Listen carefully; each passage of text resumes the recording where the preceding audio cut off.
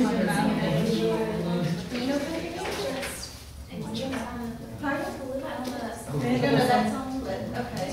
This one is about, it's like they're in love. Or it could even be on my front porch looking in, right?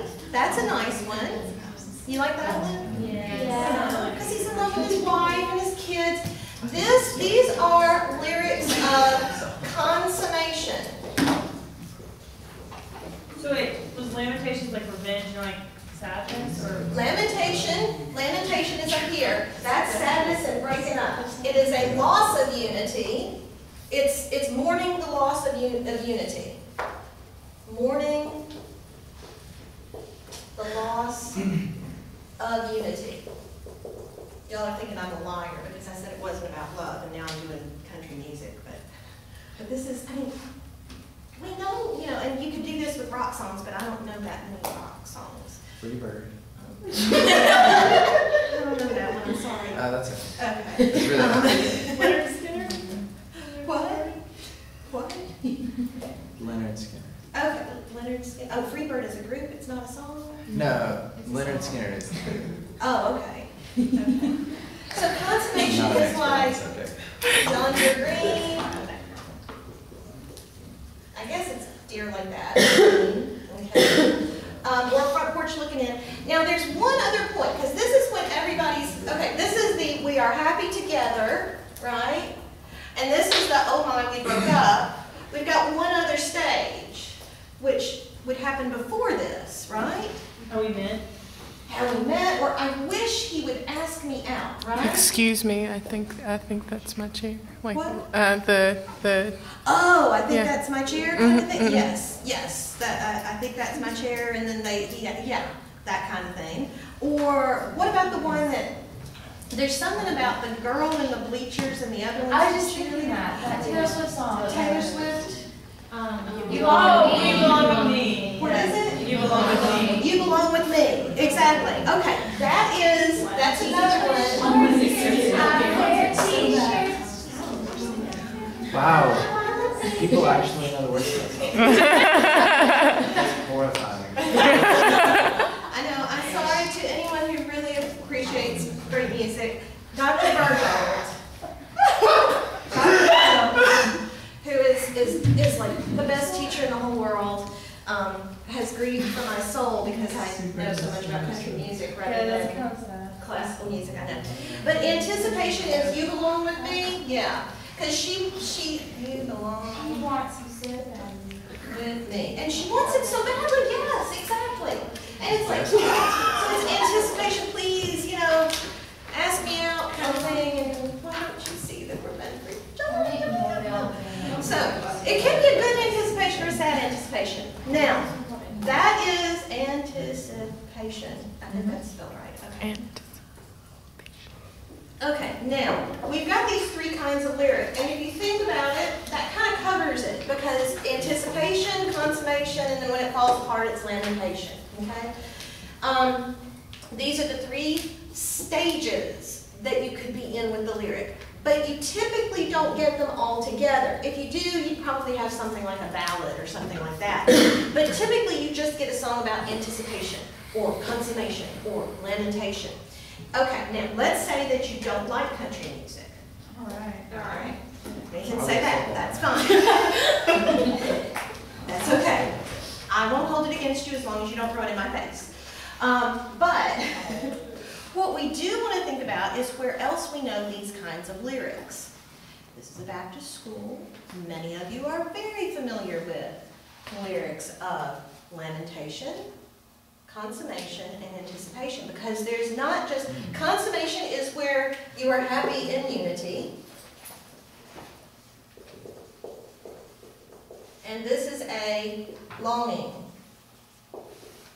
for unity, okay? So we've got longing for it, happily in unity, and mourning the loss of unity. With the beloved, one could talk about the boyfriend or girlfriend, or wishing they were the boyfriend or girlfriend. Who is longed for in the Bible? Who should we long for in the Bible? Jesus. Jesus, God. Anybody know, there's a whole book of Songs of Solomon. Songs of Solomon, yes, we can talk about that. You can break those up and you can find moments of anticipation, consummation, and lamentation in that, right? Song of Solomon. There's another book very close to the Song. Pardon? There's Lamentations. There's also the Psalms. And the Proverbs. And the Proverbs, yeah, they're kind of short though. Yeah, because they're more aphorisms. But the Psalms, totally. This is the day the Lord has made. We will rejoice and be glad in it, right? That's consummation. I'm happily unified with God right now. What about when they are in exile and they say, how long, O Lord? How can we sing the Lord's song in a strange land? Lamentation. They're in exile. How can we sing the Lord's song in a strange land? I think there's also one like Psalm 80 that I probably haven't read very much. I think it's 80 that's like the dark song. Oh, once. Really dark. Yeah. It's 80 or one of those around Look there. up on your Bible app. Have you got, oh, look, she's got a Bible. Oh, look, Bible. Find me Psalm 80, and it is really just bleak. That's why I haven't read it probably very much, so I'm not sure that. That's not sad at all. No, that's not. That's That's not it. Not 80s. Like 80. That's not sad.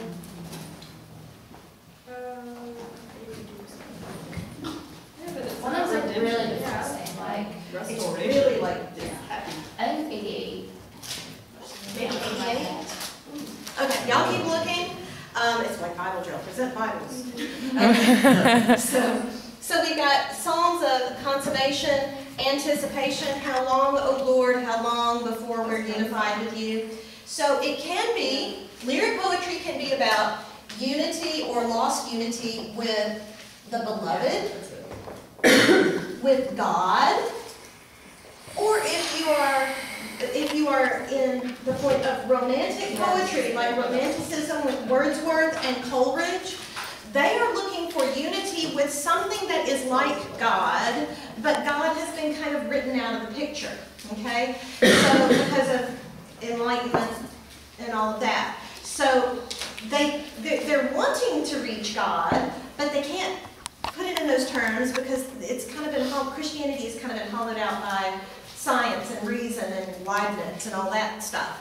So they're looking for something like God, but really they're trying to reach the sublime, which is kind of the romantic substitute. This is really bad, and I hope nobody actually, like, you could nail me to the wall probably with this, but it's like the sublime is the closest thing they can come to the transcendent when you're in their situation, because they're not really connected with God.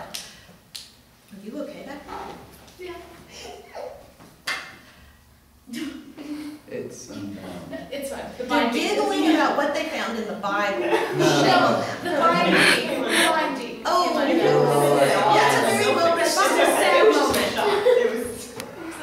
I'm sorry. Okay, so now, what does this have to do with Wordsworth? Okay, now we are at the point of looking for the sublime. Okay, we're at the point of looking for the sublime, and we get that in Wordsworth, that desire for the unity with the sublime, with God, with nature, whatever, so that you feel like you're part of the universe instead of everybody's happy and I'm not today and it's beautiful outside and I'm just depressed. Right? So that's what they're looking for. Let me also give you a definition of the sublime, because you will need to write this down when it comes time for a test.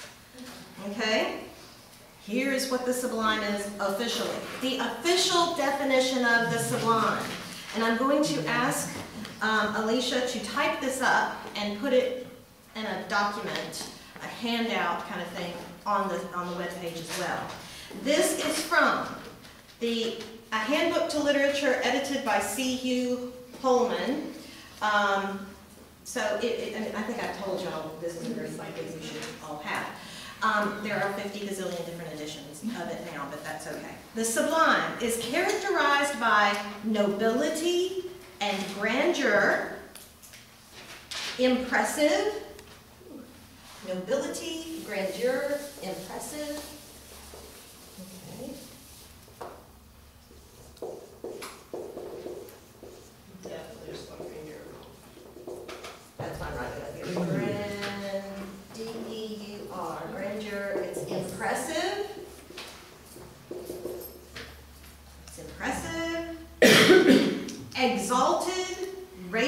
above ordinary human qualities. Exalted, raised above ordinary human qualities. Okay. Raised above ordinary human qualities. These were asserted to be the essential qualities of great art in a treatise by Longinus. Don't worry about that. This goes all the way back to the ancient times. Okay, all the way back to ancient times. Longinus lists 5 sources of the sublime. They include great thoughts and noble feelings,